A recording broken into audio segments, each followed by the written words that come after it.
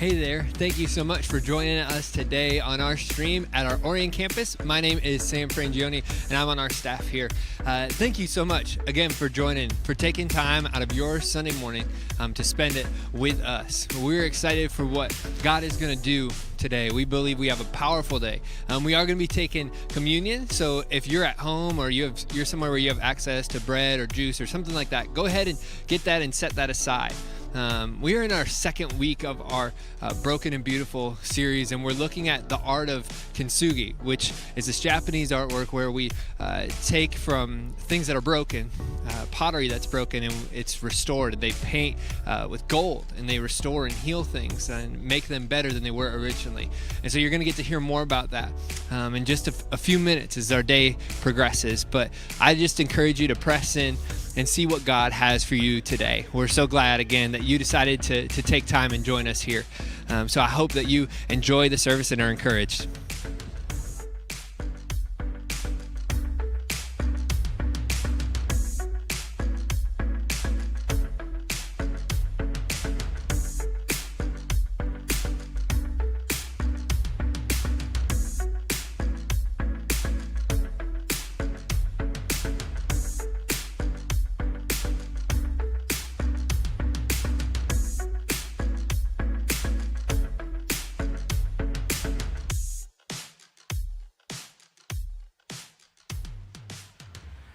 Good morning, Kensington. How are you doing today? Hey, go ahead and stand up with us if you would. We're going to get started here in just a moment. Luke 15, Jesus tells a parable of the shepherd that goes out to save the one sheep. He leaves the 99 where they are. And if you've been at Kensington for a while, you know this parable well that Jesus shares. But this morning, as we sing our worship, as we prepare our hearts to engage with the Father in worship, let this be on your mind that as we sing, set a fire within us. Let us burn for you. The reason we want to burn for Him, the reason we want to be set aflame is for the one. Jesus said if we lift Him up, He would draw all men into Himself. We are here together today to worship Him, and we're going to lift Him up. He will draw all men to Himself, but we have to be set afire to go after the one, to bring them as well. So this morning, as we sing this, as we worship, let that be on your mind, let that be on your heart. Who is the one that Jesus has laid on your heart to go after, so that way He can draw them unto Himself?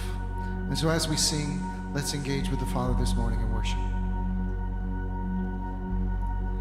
I'm laying down my life, giving up control, never looking back. I surrender all. I'm living for your glory on the earth. If you know the song, sing it out with us. This passion. This passion in my heart, this stirring in my soul, to see the nations bow, for all the world to know I'm living for your glory on the earth. Let's lift it up. For the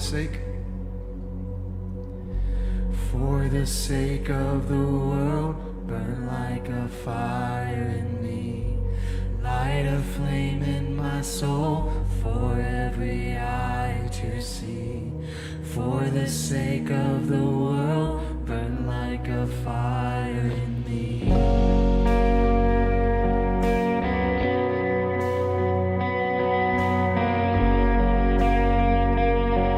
Okay, come on, let's lift up our voices. This passion.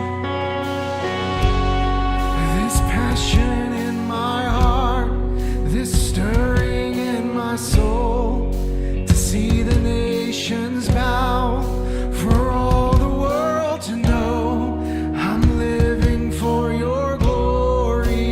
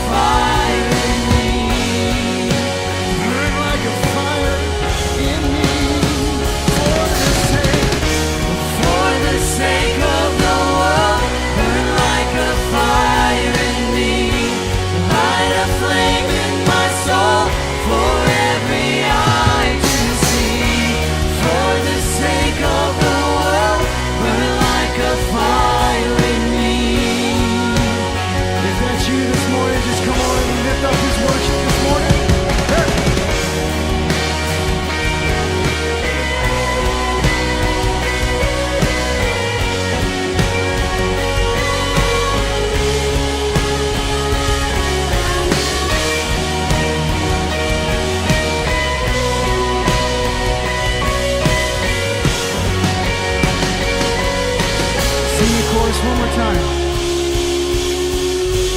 For the sake of the world, heart aflame, for every eye to see.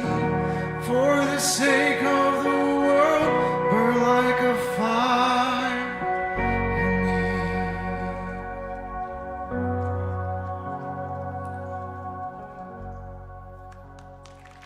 Yeah. Good morning, Orion. Hey, do me a favor before you take a seat. Would you just turn around to somebody this morning and just say hello? Let them know that you are glad that they're here. Online, just let us know where you're watching from. Say hello, and we'll say hello back.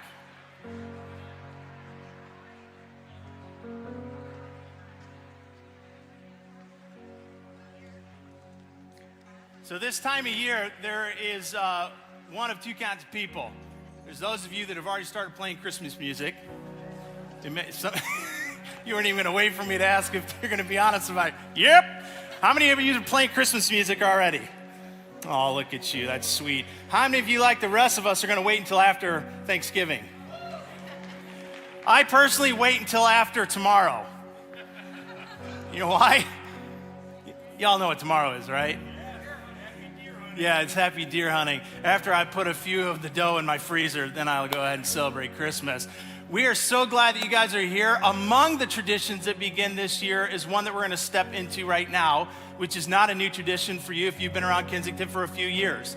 Right about now, every year, we begin to celebrate and talk about the 10 different global partners that we have around the world that God has given us unbelievable opportunity to be in friendship with for the sake of the gospel, for the sake of the world. So this is such a perfect song to open up with what we're going to go into right now. Steve Andrews, our founding pastor, is going to take us through a moment in video of just reminding us and refreshing our memories on the partnerships that over the last number of years God has opened up for us.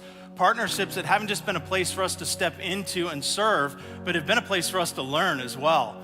And having the chance personally in the last couple of weeks to meet two of our partners and spend significant time with them, I can just tell you, I have a completely newfound excitement and passion and support for what it is that we are doing with these partners around the globe. It's unbelievable to see what God has done through your generosity, through those partnerships, and what He's done through those partnerships to continue to teach us and fuel us back here in our own neighborhood. So, for the next couple minutes, we'd love you to just watch the screen, listen to Steve as he walks us through the importance and the reminder of who it is we're partnered with around this world for the sake of the gospel.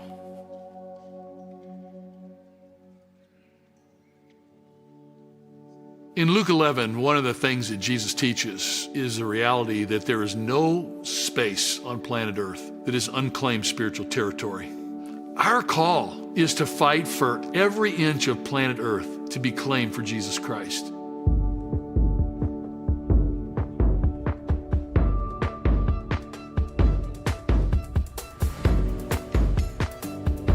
Kensington, we believe that we are called to show the love of God by meeting the needs in His name around the world. That's why we're investing resources and building long-term relationships with global partners in 10 different countries. These Indigenous global partners understand their communities and their unique needs around them. They are passionate about bringing Jesus to their people, and we get to come alongside them to support the incredible work that they are doing. In Brazil, Kensington partners with CTPI. This church planting movement, led by Ricardo Agreste, is making a lasting impact in Brazil by starting new Christ-centered churches, training leaders, and supporting planters in residence. CTPI has had some church plants recently become self-sufficient, while others have focused on meeting the greatest needs in their communities due to the pandemic. Whether that's food and water deliveries, essential services, or virtual Bible studies. Ricardo and his team are the best first world missional movement I know of anywhere for making disciples who make disciples. But they're also in a more adverse environment. It has not discouraged them from supporting current, future church leaders, starting a new movement of God, starting it all over Brazil. In the Dominican Republic, Kensington partners with Go Ministries as they transform whole communities through youth programs, church planning, medical care, and community development.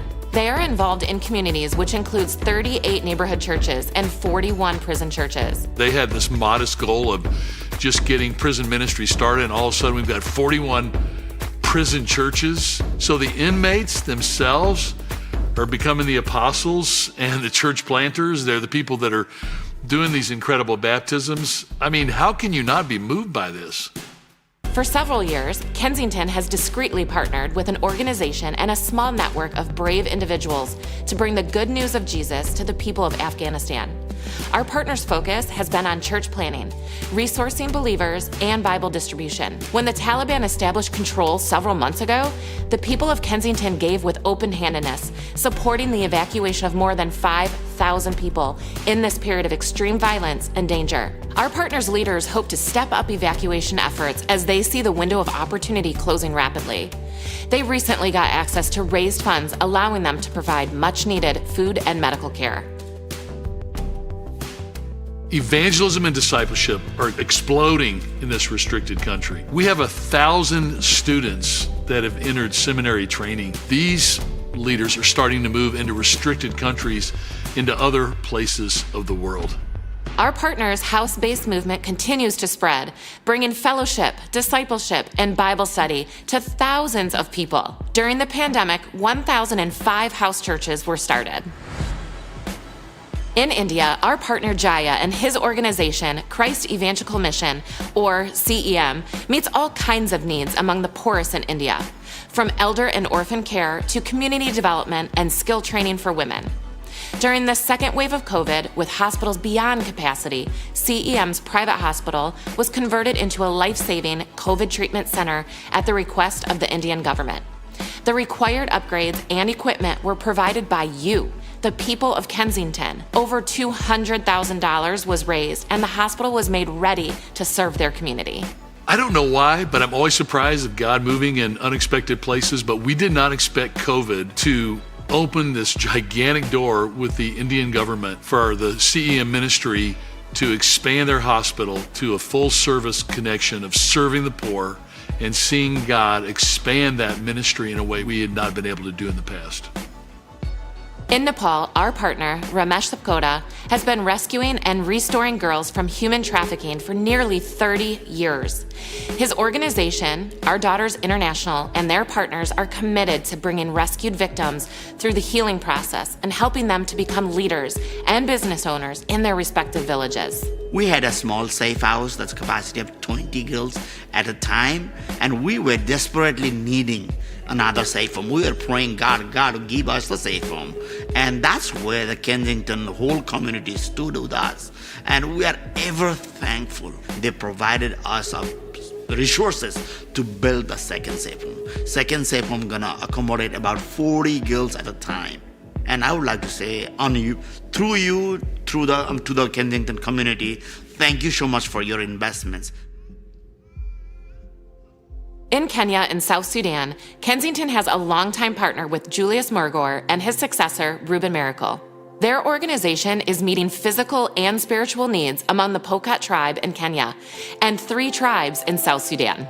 Julius and I started dreaming about reaching the Pokot Nation in 1985, but in 2003, we made a commitment to each other, every Pokot person coming to Christ, that there be a church and clean water in every village, that every Pokot kid could have access to education. I mean, this is a holistic vision.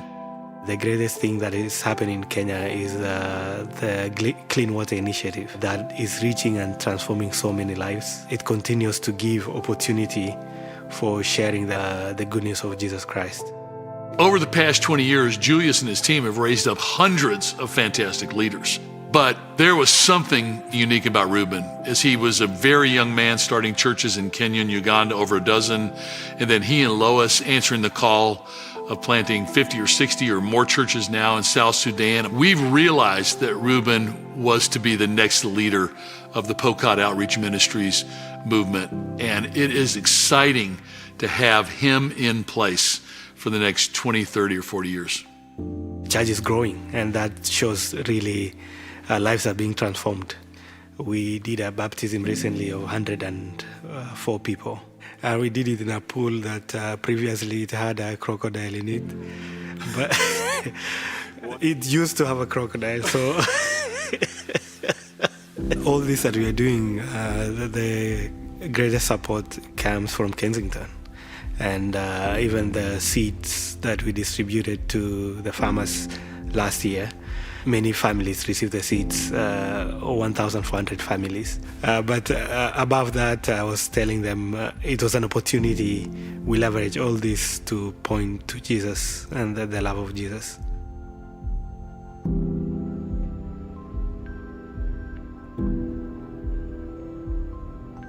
What you have just seen absolutely overflows my heart with joy. Years ago as a boy, I dreamed of serving under great leaders from around the world, men and women who were following Christ in their difficult places. And we are living that dream. These people have taught us what it means to follow Jesus Christ. And I feel such an overwhelming gratitude to God for allowing us to be a part of that. But there's a second part of this, and it's an overwhelming gratitude to you. I mean, your love and your partnership, your financial sacrifice in supporting these movements of God in the world over the last decades absolutely floors me. Your willingness to step in. And this is why we do what we do. This is why when we come to year end, you're considering all the opportunities you have to give and invest. We say, this is an investment that is infinitely worth our lives. And so many of you have gotten to meet some of these people, and so many of you have gotten to go. But we know that we are living a dream that very few people will ever get to experience as we experience Jesus Christ across the whole world.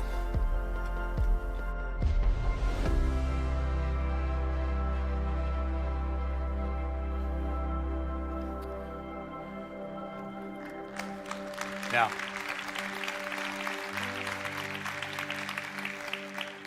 Last week, the reason I wasn't here, for anybody that noticed, I was at a gathering with a number of people from one of our partnerships, the Timothy Initiative, that were brought together from all around the globe, kind of an annual gathering to talk about what's happening, what needs to happen this next year, bringing in people like Reuben and so many others like him that are just leading incredible movements around the globe. As a matter of fact, I got to spend some time with Reuben, and it's so funny because the more I get to know him, one of the things I'm learning about him is he loves new experiences. He's like a kid. So when we were there, we were just hanging out one day, and he said, you know one thing I'd love to do? I'm like, what? He's like, a roller coaster. He's like, I've never been on a roller coaster. And here's what was so cool. Somebody overheard that conversation, stepped into it, and before the weekend was up, had arranged for him to spend a day at Disney where he could take a roller coaster ride and have that whole experience. So it was so cool. He was like, you should have seen his face when the guy told me, hey, tomorrow we've got you tickets at Disney. He's like, Disney? Like it was awesome. But I was there with all these different men and women like Reuben who are just doing incredible work. And I just want to tell you really quickly about one story. There was one gentleman, we were able to watch a video of his story. He had just literally recorded about a week and a half earlier. So this is a guy in northern India who is leading a church planting movement, and he has a church that he started. And the story is just, there's so many tentacles to it. Several months ago this year, I think back in March, he lost his wife to cancer. They have 3 kids. I think the oldest is 15, 2 girls and a boy. And he's raising them and he's leading this church, but it's in an area that's incredibly hostile to Christianity. And so they've kicked his kids out of school. They won't let him attend anymore. They won't let him shop at the local market. The area where you get water from, he's been denied access to get water. And there's now a leaflet going around the community where other leaders in the community are calling on people around him, neighbors, community leaders, to rally in violence against him. And so he recorded a video that he sent to us. There's probably 400 of us in this room watching this last week. And he sat down in front of his iPhone and he just shared his story, some of those details and some others about the experience of what he's doing there. And then he got really choked up and he started to sob a little. And he just said, I'm asking that you would pray that I stay strong and that I continue to do what God's called me to do. And it was one of those moments where, like the pin drop moments, 400 people in this room and there wasn't a noise. And it was so powerful because here's this guy with these 3 kids. He's trying to raise the pain of the loss of his wife still, the community rallying against him. And his prayer request wasn't, get me out of here. His prayer request wasn't even make it stop. It was, help me to be faithful, to stay the course. These are the kind of people we're impacting. These are the kind of stories that we're able to step into. People that most of you will never meet, but all of you have the opportunity to impact. And that's why when we come to this time of the year, like, I will always unapologetically ask that we genuinely consider, as we're putting together our Christmas list of everybody that needs to get something and this person and that person and doing all of our prioritizing, is that we'd really consider these partners, that we would consider a year-end gift to Kensington that's going to make those types of stories happen more and more and more. God's gonna do what he's gonna do. And here's the reality I always have learned about him, is that if we say no, he'll find someone that'll say yes. I just want us to be the people that say yes. And so that's all we're asking, is that as we go through the next couple of weeks and continue to hear more stories like this of what God is doing and ways he's inviting us to say yes, is that we would be the people that would say yes, and that we would seriously consider coming into the end of the year a year-end gift to Kensington for that reason, for the sake of the world, for the sake of the gospel. So let's be people that say yes. So I want to take us back into the series that Sam Anderson kicked off for us last week. To do that, I'm going to show you one more really quick video, just to kind of turn our focus and our posture back towards the topic this morning.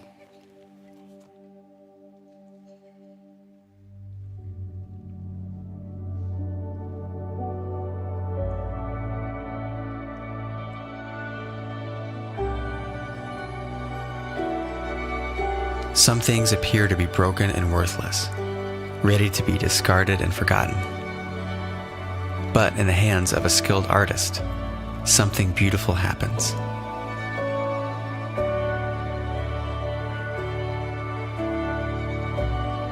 Jesus embraces the brokenness of humanity.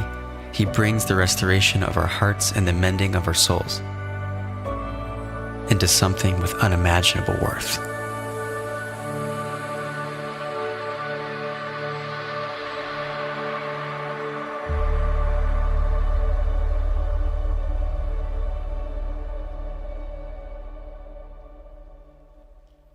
So I thought Sam did an awesome job kicking the series off last week. If you were here last week, I don't know if Sam's even in here. I'm so glad to have Sam part of the team. I don't know if you're thankful for Sam being a part of the team, but if you're not, just fake it, say you are. Sam did an awesome job last week.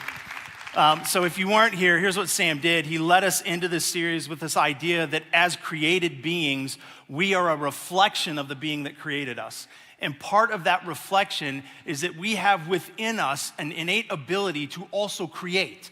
And that doesn't mean that you have to be a poet or an artist or a painter or frame a house, but it means that within each of us, in relationship, we have the ability to create into relationships with other people.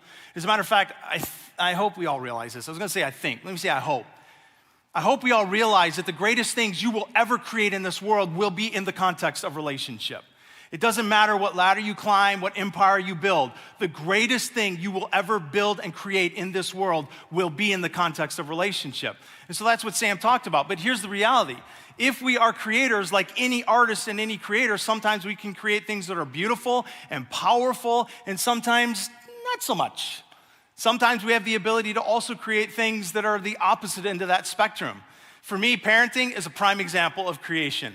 Like literally, it is in its entirety, it's an act of creating.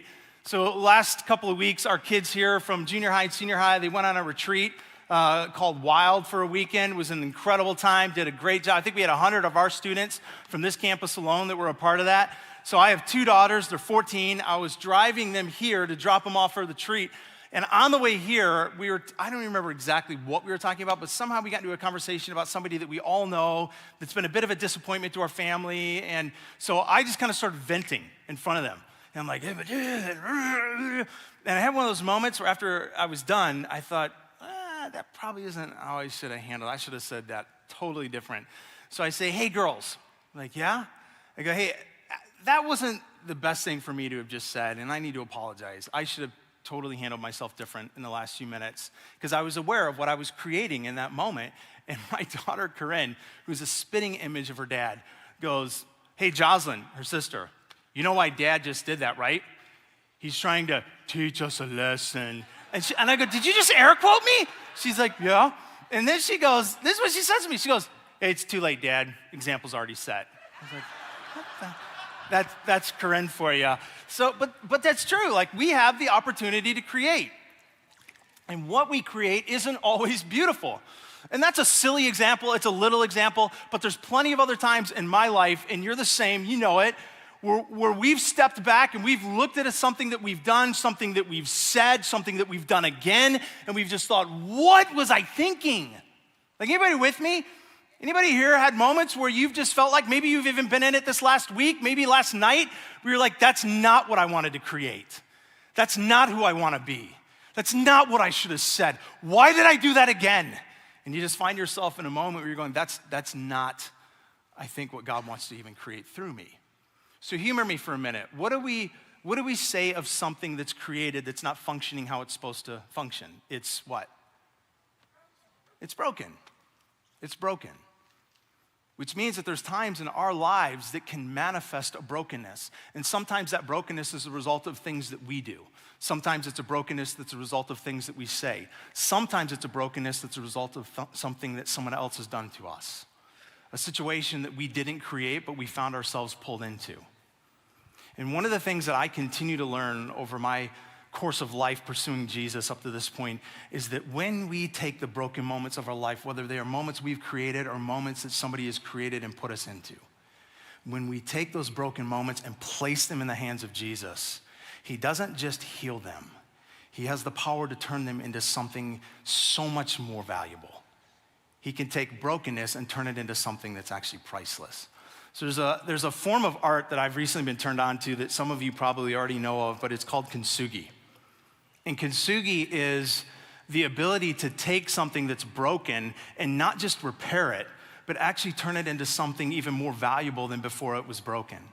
So for the next couple minutes, I actually want us to watch a video of a kintsugi artist who shares, I think, the power of what that is and how it translates into what it is that God has the power to do in our lives. So for the next couple minutes, check this out.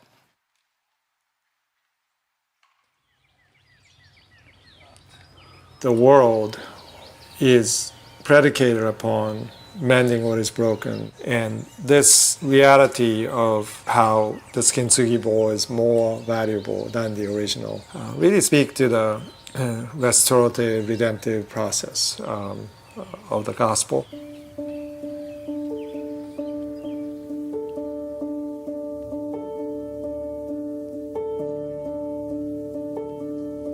Kintsugi is this art form of mending broken shards of pottery. Kin means gold and tsugi means to mend, so you are reconnecting the broken pieces, but doing it in a way that is beautiful, and it's an art form of its own.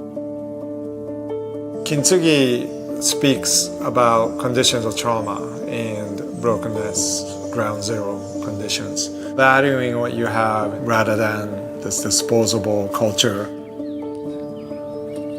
Kintsugi is not just fixing, but it's creating into an opportunity of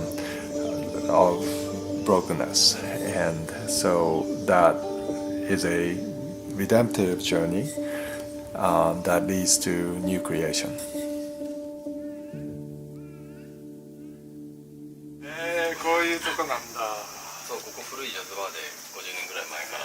10年ぐらい前からワークショップをやってたんですけど、やっぱり震災が一度あってね、311の時に、その後すごい注文が突然増えたんですよ。だけど結局ちょっと落ち着いた時に何を直そうかっていうと、意外とみんな直したかったのは器なんですよね。なんか例えば家が流されちゃっても器だけ残っちゃったりするんですよ。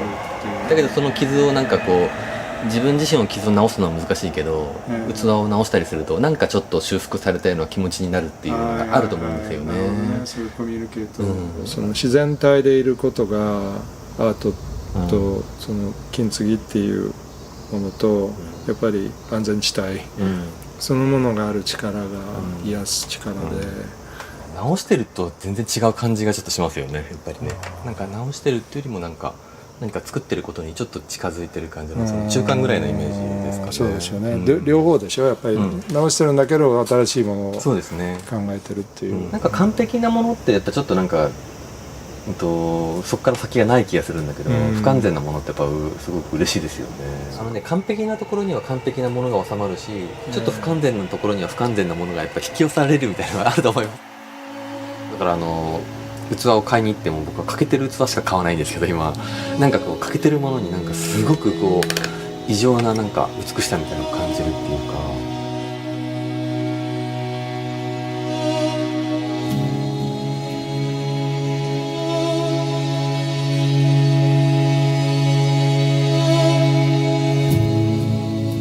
Kintsugi concept can be applied in many different ways.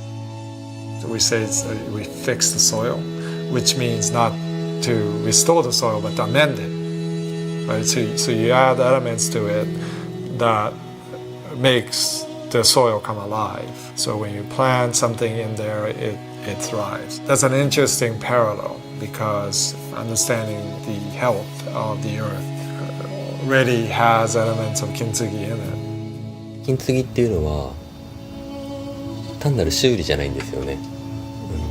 すごく時間と時間をくっつけたり、記憶と記憶をくっつけたりする特別ななんか魔法みたいな感じがするんですよ。Creative minds fixed upon these traumatic events in history. If you removed all of the novels and art forms that came directly out of trauma, you would lose 80% of the world's art. You would not have Hemingway, you would not have J.D. Salinger, you would not have Dante, you would not have Milton. The world would be decimated. It's a very significant way of understanding art and literature, and more importantly, our communities and a way of processing the past, finding healing, to be able to sow seeds of hope in the midst of conflict. We tend to want to run away from these conflicts and traumas, but it is the very heart of what the arts represents. そうやって金継ぎをずっと続けることによって本当に世界の見え方が全部変わってくる感じがすごいするんですよ。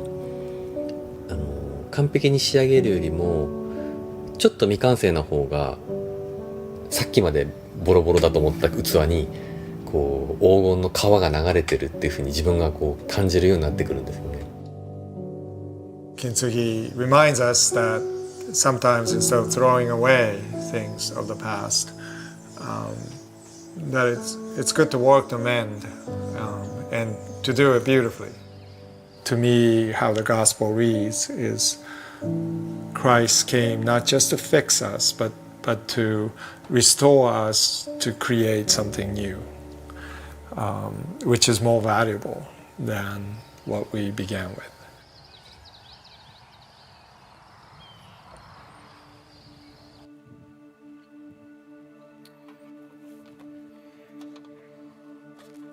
Company that loaned us that video is a company called Wind Rider Productions. Just want to be very thankful for their generosity to let us use it, because I think the power of what he shared in there has so much to do with what we're going to talk about today. Because in brokenness, you think about this, if your phone's broken, what do? You get a new one. Not trick questions. If you break a coffee mug that has no value, what do? Throw it away. Or you can even take a plate and break it, and you can do what? You can mend it, you can fix it, and you can turn it into something even more valuable. But what do you do if you're what's broken? What do you do if the brokenness is here? Even better question, what does God do? And how does he respond? Because one of the things he said in the video that I think is so powerful is he said, broken things are attracted to broken places. Here's the beauty of Jesus, is that our broken place attracted a perfect being. So that when Jesus enters into our brokenness, He doesn't treat our brokenness like we tend to treat brokenness. He doesn't try to just replace us with something better. He doesn't hide us away in the closet where nobody will see it. He doesn't mark down our value. He actually transforms us into something even more valuable and in many ways priceless through our brokenness. So that's what I want to talk about today, with a story and a truth that we're going to find in the scriptures about how it is that God interacts with our brokenness. Be it brokenness that is a result of things we've done, or brokenness that's a result of things been done to us. So I want to pray and ask that God would enter into the next couple moments in a really clear way. But here's what I also want to do. And I think especially on a day where we're going to talk about brokenness, so many of you are aware of the story of the Santo family. And Brendan, who is a college student in his first year of college, who went missing a couple of weeks ago. And there was a gathering. He's a former Adams High student, graduated last year. He's 18 years old. And yesterday there was a prayer vigil. I think about 600 people showed up at Adams High to pray for his return, to pray for him to be found. And so I know many of us here know the family, or at least know the story. So I think what I'd love to do, and invite you to do this, because I know many of you are praying people, is I'm just going to give a minute of silence. I'm going to ask that one of two things would happen. If prayer is a part of your rhythm in your lifestyle with Jesus, which I hope it is that you just take a minute where you're at and you would pray for this family. Just how God would lead you. So many obvious things I could say to pray for, but just pray as seems appropriate and as God would lead you. If that's not something that's a part of your life right now, I would just ask you in a moment of silence, just let your heart feel for a minute what their heart feels. And after a minute of that, I'm going to kind of pray for us and bring us to a close in that, and ask the Lord to step into the rest of this day with us. But if we can just give a minute of both silence and prayer for the Santos family.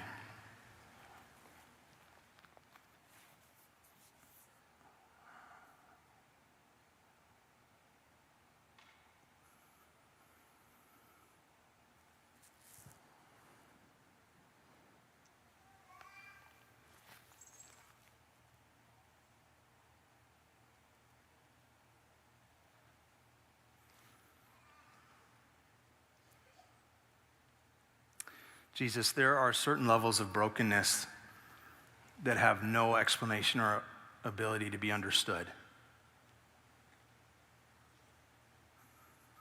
Stories, even just in the last couple of weeks, that we've acknowledged from this room and this stage.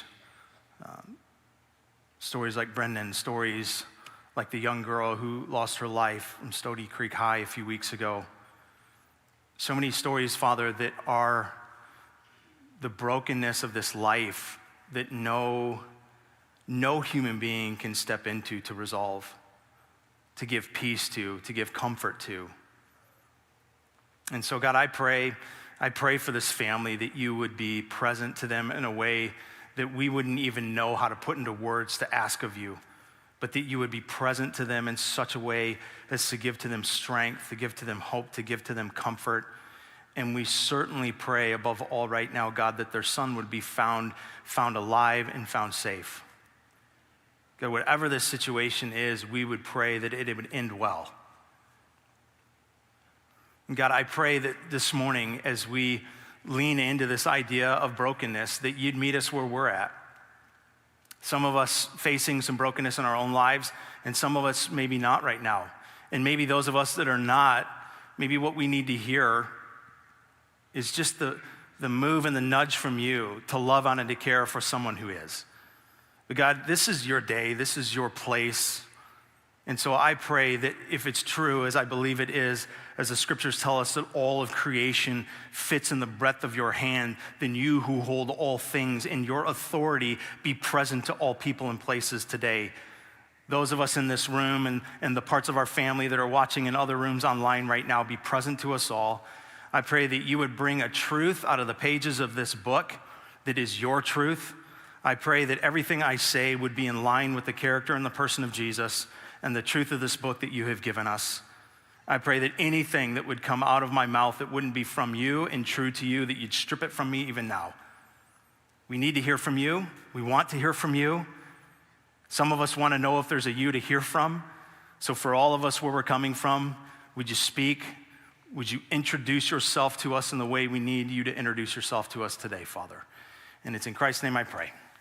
Amen. So I think I've shared this with you before, but I was a bit of a church rat growing up. I was always in church. My mom and dad, that was not a part of their rhythm in life till about a year before I was born, so I was new to them, but it became very normal to me very quick. And I can tell you in all honesty, my earliest experience with God, it was very simple, but it was very real. It was at 5 years old. I remember sitting in his classroom, Mrs. Jessie was the teacher, she was teaching as usual, and I just had a moment where something beyond just my head and more than even just my heart, it all just clicked together in this moment that I believed. And I really had a moment where something came alive inside me that I wasn't just playing on the carpet and I wasn't just distracted. There was a moment where I just went, I want to know him.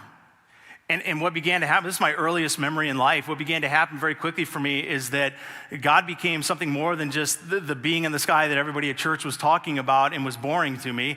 He became something that I really believed that I knew. And I can tell you again, very simply, simple ways, but very real ways for me, I feel like I began to experience God and grow. Even as a little 5-year-old kid, I began to grow and starting to understand a little bit more who he was. But here's something that started to happen for me, and if your story's anything like mine, and you grew up kind of in church, or maybe not even grew up, maybe you just went to church for the first time the last few years and had an experience like this. Many of you have had this kind of an experience, where even though I started to have encounters with God and believed at a very young age that he was real, all of a sudden the voices in the church that I went to started to paint a picture of God's face towards me that was not accurate. Especially in moments where I would mess something up, moments where I would screw something up in my life. There was a voice in that church that started to create a picture and an image of God where he was more authoritarian, where he was more angry, where he was more kind of Thor the thunder god with his big old hammer just ready to whop me when I messed up. So I pulled up a couple of pictures that these are the images. So like this one here, that was kind of like my consistent image. Anybody else with me? Was this kind of your image of God a little bit growing up? Like even if he was for you, he was always just like a little bit of a scowl, like you're not totally getting it right. And then in the moments where I'd really mess it up in life, this was more the picture in my mind. Right? Anybody want to meet that God? Anybody want to meet that Jesus? So this was like the tendency growing up to be the picture in my mind of what Jesus was like, until much later on I met somebody that helped me realize the fatherly face of God towards me. But it's still, even to this day, one of the things that I battle with is having that image pop into my mind in my broken moments, especially in the broken moments that are a result of things that I've done. Sometimes the result of things that have been done to me, but especially the moments where I've done something broken, that's the image that has the temptation to come into my mind. And I know some of you are the same. So here's part of what I want to do today. I want to recreate that face and that posture for you. Here's how I want to start doing that. I want to go to a book in the Bible called Corinthians, 2 Corinthians to be exact. This is the Apostle Paul writing to the church in Corinth that he had started. I think also wanting to make sure that the face they saw of God was accurate and not something like that. Here's what Paul says. For what we preach is not ourselves, but Jesus Christ as Lord, and ourselves as your servants for Jesus' sake. For God, who said, let light shine out of darkness, made his light shine in our hearts to give us the light of the knowledge, listen to this, of God's glory displayed in the face of Christ. He says, when you see the face of Jesus, you see the glory of Christ, of God. So he goes on and he says, so here's what he said. So he's talking about God's glory in the face of Jesus, but then he transitions. Now he's going to talk about the experiences of life that we have. And this is what he says in verse 7. But we have this treasure in jars of clay. So that's us. He's talking about our lives being a jar of clay formed by God, the creator. We're the created. And this all-surpassing power is from God, not us. We are hard-pressed on every side, but not crushed. Perplexed, but not in despair, persecuted, but not abandoned, struck down, but not destroyed. Anybody feel like any of that has been any form of a description of your life in the last year? Pressed, crushed, perplexed, persecuted, abandoned, struck down. I mean, I think it's safe to say that the summary of all that plus equals broken. I think that's definitely qualifies as a broken experience. And here's what I love that Paul says to us. It's in that context. He says, in that place, if that's you, I'm feeling pressed, I'm feeling perplexed, I'm feeling crushed, I'm feeling persecuted, I'm feeling struck down. He says, here's the reality. God's face is not just towards you, it is towards you with power, with glory, and with light, not with anger and rejection. Here's why this is so important for us to grasp. How we think God's posture is towards us affects our posture towards life. How we think God views us affects our view on life. That's the truth I want us to understand. Here's the example I want us to see. It comes out of a book called Mark.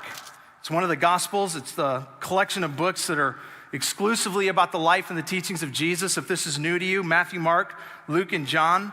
So this is what Mark tells us about a moment that happened in the life of Jesus. Verse 21 of chapter 5. When Jesus had again crossed over by boat to the other side of the lake, a large crowd gathered around him. And while he was by the lake, one of the synagogue leaders named Jairus came. And when he saw Jesus, he fell at his feet, and he pleaded earnestly with him. My little daughter is dying. Okay, pause for a minute. You want to talk about broken? You mess with our kids, you mess with everything inside of us. You mess with my kids, you wreck me. You notice how this dad comes to him and doesn't even just say my child, he says my daughter, and doesn't even just say my daughter. What did he say? My what daughter? Say it. My little daughter. Anybody got a little daughter? I have two of them. You mess with my daughters, or my son, you mess with me. You hurt them, you wreck me.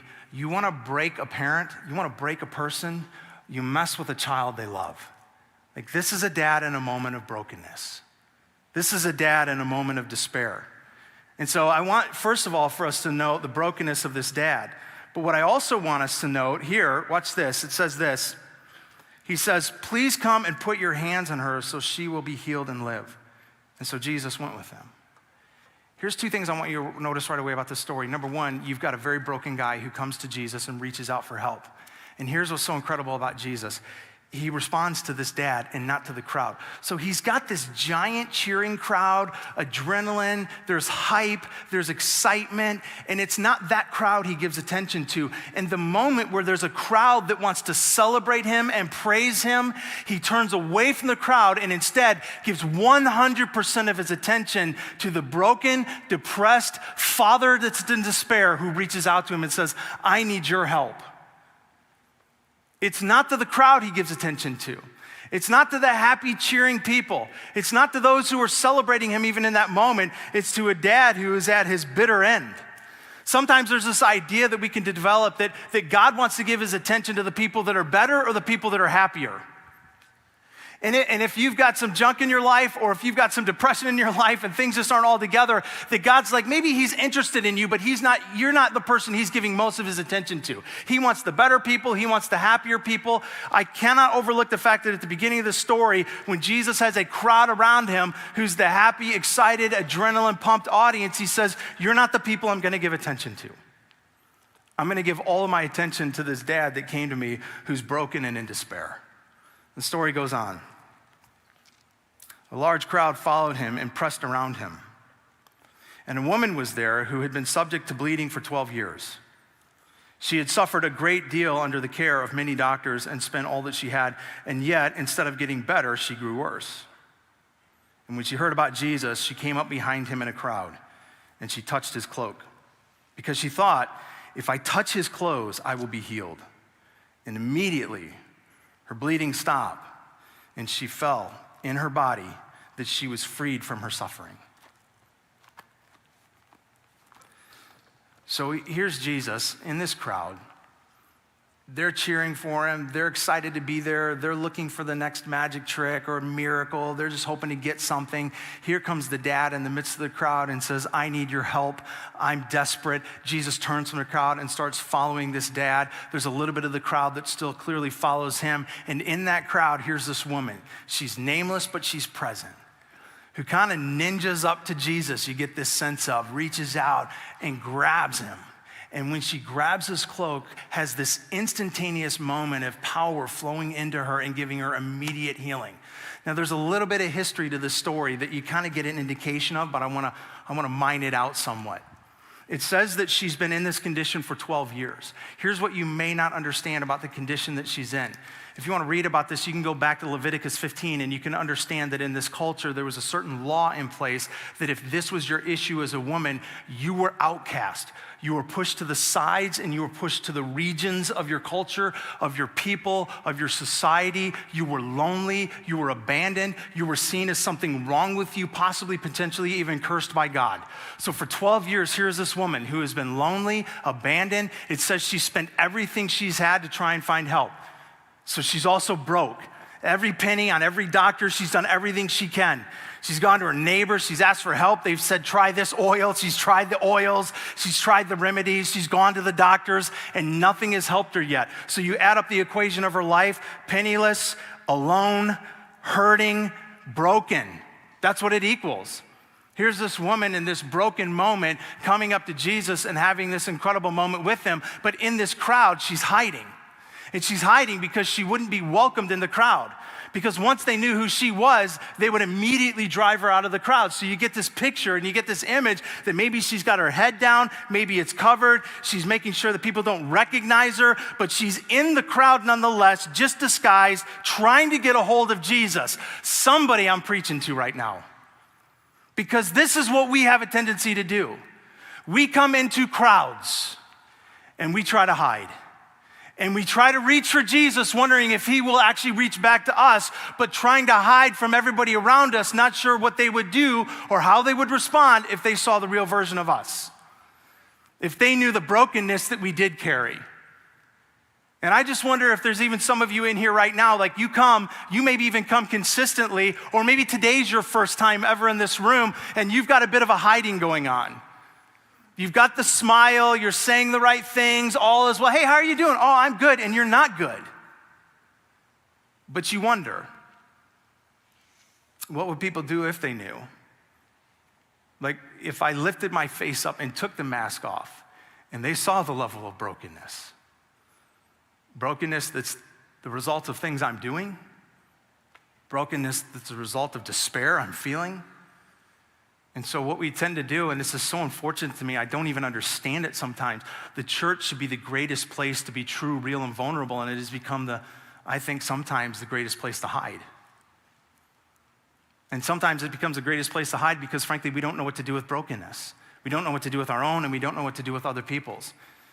And so sometimes what we do is what this crowd is doing. Sometimes intentionally and sometimes unintentionally, but we make broken people hide. Because our response to broken people is, just get over it. Just feel better. Just get better.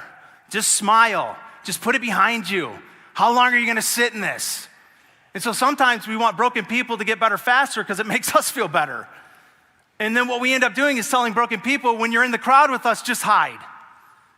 And so church becomes this weird place where we should be able to walk in and be completely vulnerable, and yet we walk in oftentimes and feel like we have to put on a mask and cover our brokenness because we're not sure, even in the place of the crowd where we're all supposedly reaching to Jesus, number one, if Jesus will actually reach back, and number two, if people really knew the real version of me, would they actually drive me away? And that's this woman's story. In the crowd, reaching for Jesus, wondering if he'll even reach back, and wondering what's going to happen with this group of people if they find out who she is and that she's there. But here's what I think drives her into this crowd with all the risk that's present, is that I think she's clinging to an ancient promise. I had a pastor years ago connect a couple of dots for me in the story to an Old Testament promise and prophecy that makes so much more sense of what's happening in this moment. I'm going to show it to you in the book of Malachi on your screen. This is an Old Testament prophecy from centuries earlier about Jesus who would come. But for you who fear his name, the Son of Righteousness will rise. Say it with me, preach it with me, with what? Healing in his wings. And you will go free, leaping with joy like calves led out to pasture. So healing in his wings. That word wings can actually be interpreted in a couple of different words. It can also be interpreted as edges, as borders, and as fringes. Here's why this is important, and here's where it starts to come together. Jesus being Jewish, and especially being a Jewish rabbi, part of his attire would have been a prayer shawl like this that he would have worn.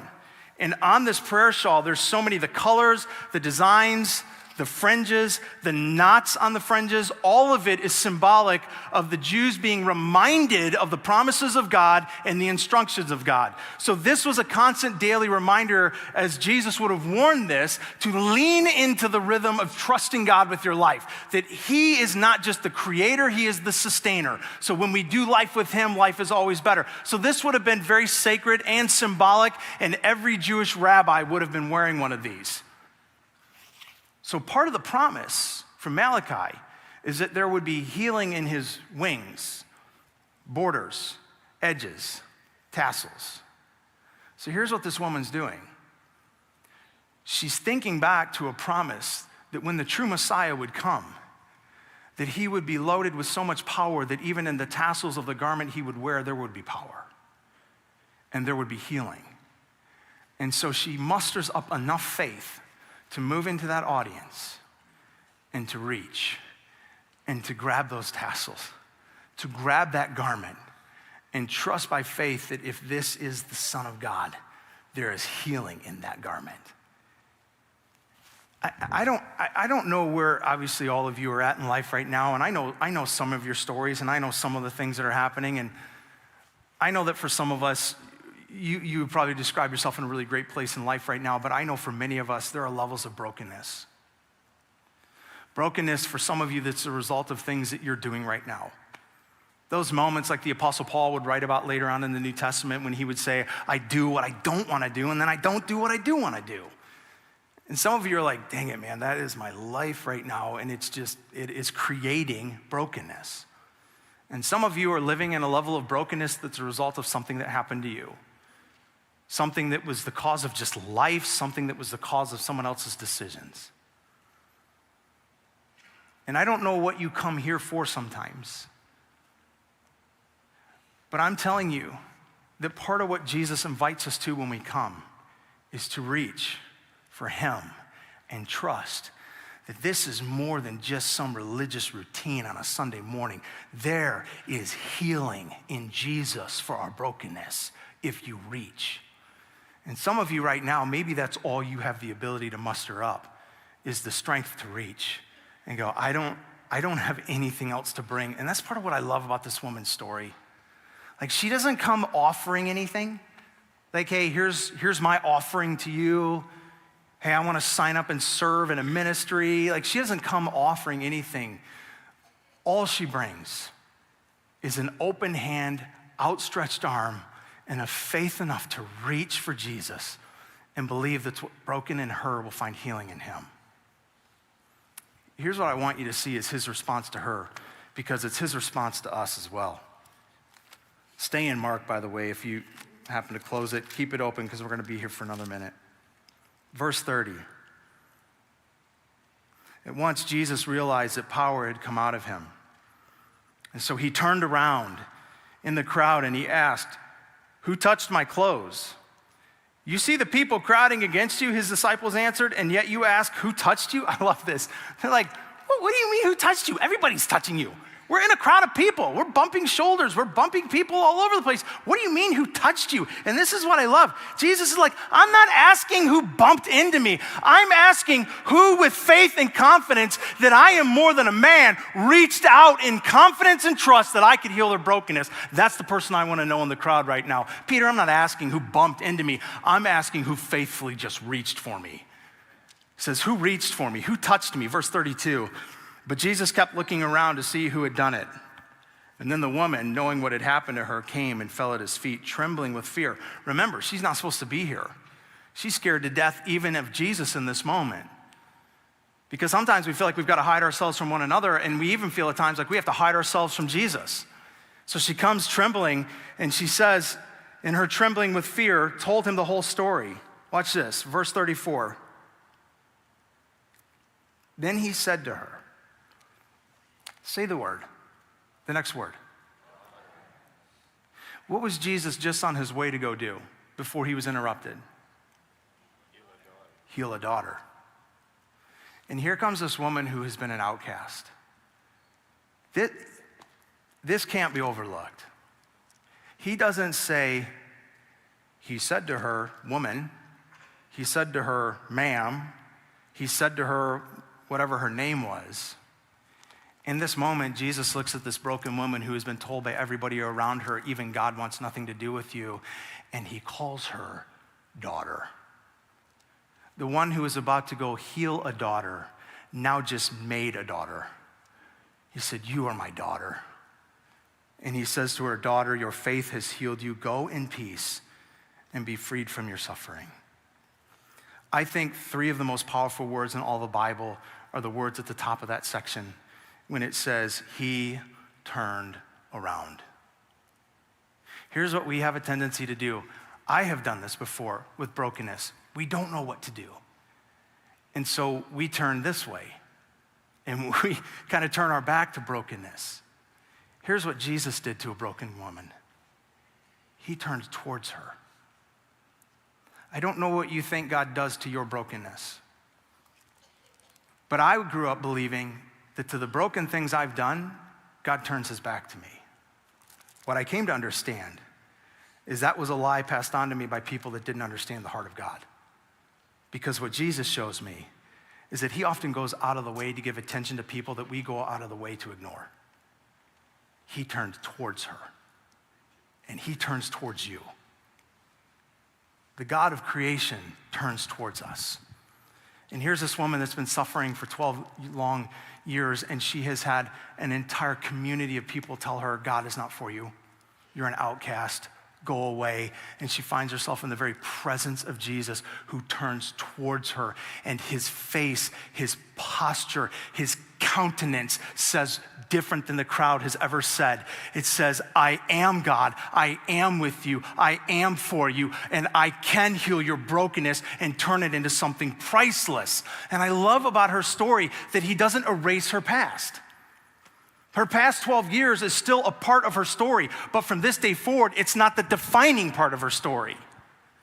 Now the defining part of her story is how Jesus entered into that brokenness and healed it. But this is all the interruption to what he was originally going to do. So if you go back to the story, here's what happens next, verse 35. While Jesus was still speaking, some people came from the house of Jairus, the synagogue leader. Your daughter is dead. So why bother the teacher anymore? Anybody ever feel like you have been reaching and God hasn't been answering? As a matter of fact, even worse than hasn't been answering, he's been giving his attention to somebody else while you've been suffering. And that's this dad. It's like, wait, I reached. I asked for your help and you were actually on the way to help me. But you gave your attention to somebody else. So it says in verse 36, overhearing what they said, Jesus told him, do not be afraid, just believe. He didn't let anyone follow him except Peter, James, and John, the brother of James. And when they came to the home, of the synagogue leader, Jesus saw a commotion with the people crying and wailing loudly. And he went in and he said to them, why all this commotion and wailing? The child is not dead, but asleep. But they laughed at him. You ever felt like that? You ever felt like laughing at God or laughing at the promise that he can do something about your brokenness? Laughing at somebody saying from a stage that God can enter into your brokenness and make it priceless, and you laugh because you're like, you don't know my brokenness. Well, after he had put them out, he took the child's father and the mother and the disciples who were with him, and he went into the child where she was, and he took her by the hand. I love this because a minute ago it was a woman reaching out to him with her hand. And now it's a moment of Jesus reaching out to somebody else with his hand. And it says he takes her by the hand and he said to her, little girl, I say to you, get up. And immediately the girl stood up and began to walk around. She was 12 years old. And at this, they were completely astonished. I love that Mark makes sure to finish the story because he could have just stopped with the woman that touched Jesus. And instead, he went on to finish how the rest of the day went. And here's why I like this. Because he paints 2 very different people, but in the same situation. Both of them broken. One who has been broken for 12 years. One who only experienced 12 years of life. One who in their brokenness, all they had the ability to do was to reach out and grab Jesus, but the other in their brokenness didn't even have the ability to do that. They needed Jesus to reach out and grab them. One who in their brokenness was almost about to lose everything, and one who had already lost everything. And I think sometimes brokenness is like that. For some of us, in broken moments, it's like all I have is the ability to reach. I have just enough faith. I have just enough hope. I have just enough confidence that I can reach. But some of you feel like you've lost that.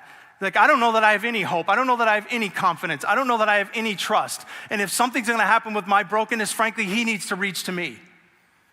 And I love that Mark tells a story of our Jesus who both reaches and is touchable, who allows himself to be touched by us, but who also reaches when we can't do the reaching.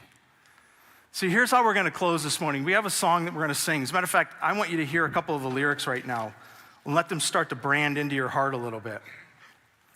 Here's some of what we're about to sing. All of these pieces, broken and scattered, and mercy gathered, mended and whole, empty-handed, but not forsaken.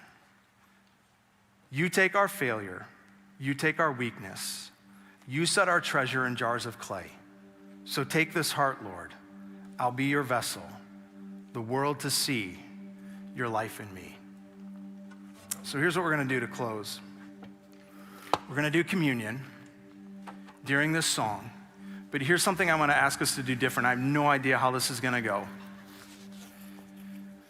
But some of you, if you're willing to take the mask down a little bit and admit that there's some brokenness, I wanna pray for you. And I have a team of people that are gonna be up here to do that. So here's how we're gonna do this. I'm gonna lay this out on the stage. There's nothing supernatural about this. Let me be clear. I ordered it on Amazon.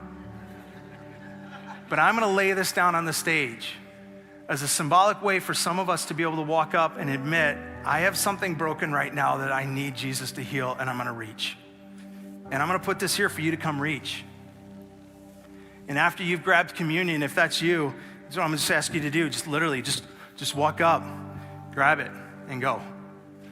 Like that woman. Maybe that's all you've got the ability to do right now. That's fine. Grab it and go. Just symbolically, just to say, I'm gonna give you as much as I can right now, Jesus. I'm gonna reach. I can't offer much more, but I can reach. And then go back to your seat. But for others of you, maybe you're in a place where you're like, I don't even know if I can reach. I don't know if I can even do that. Then let us reach for you. I'm gonna have a team of people up here with me, and if you come up here and stay up here, we're gonna pray with you. And here's what I don't know how it'll work. It's gonna be loud, there's gonna be music, there's gonna be people, there's gonna be commotion. So we may not be able to hear everything that you even say. So it's not gonna be like a 5-minute conversation, but here's what I believe is that God understands and God knows and he leads in prayer. And so if you can even offer up just a word, give that to us and we'll pray for you. There's gonna be some at that end of the stage, some at that end, and there's some right here in the middle with me. And here's what I would just say, if you need to come up and you need prayer this morning, this is different. I don't think we've done this since I've been here, but I think that there are moments where it's necessary to acknowledge this is not just a religious routine. This is a gathering of many of us as men and women that believe there is a God over creation. Jesus is his name. There is healing in his wings that none of us can create for one another. So when we reach to him, that's where we find it. Let us reach with you. So the next couple of minutes are gonna be ours. So you come up when you're ready. Communion's up here at the front. It's also throughout the room. And you grab communion. And if you just need to grab communion and go back to your seat, then you do that. And maybe you pray for what you see happening. If you need to grab communion and then make your way up here and just reach and go back, you do that. But if you need to come up here and stay, let us pray with you. The next couple of minutes are for us.